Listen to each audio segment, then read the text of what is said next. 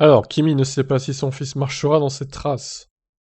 Lorsqu'on lui a demandé si nous verrons son fils suivre ses traces ou celles des pilotes comme Max Verstappen et Mick Schumacher en Formule 1, Raikkonen a répondu qu'il ne se projetait pas si loin. En ce moment, il aime vraiment le karting et aime tout ce qui a un moteur. Il le fait sans aucune pression de ma part. Je ne fais pas subir de pression aux autres et encore moins à mon fils. Je ne sais pas s'il voudra me suivre ou pas. Pour l'instant, il s'intéresse aux voitures, oui, mais comme beaucoup de garçons de son âge finalement. Parfois, il fait des tours tout l'après-midi, parfois moins, parce qu'il veut faire autre chose. Il en va de même pour ma fille, qui commence à s'intéresser à tout ce qui bouge et qui a des roues.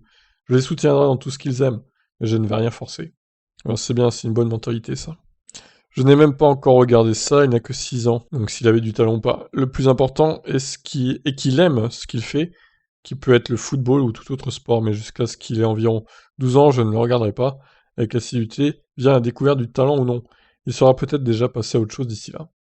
Voilà, donc pas sûr qu'on ait un petit Raikkonen, Robin Raikkonen du coup, dans les années 2030-2035 en Formule 1. Plutôt 2035 du coup, vu l'âge du petit quand même. Ouais, il aurait, dans 14 ans, il aurait 20 ans.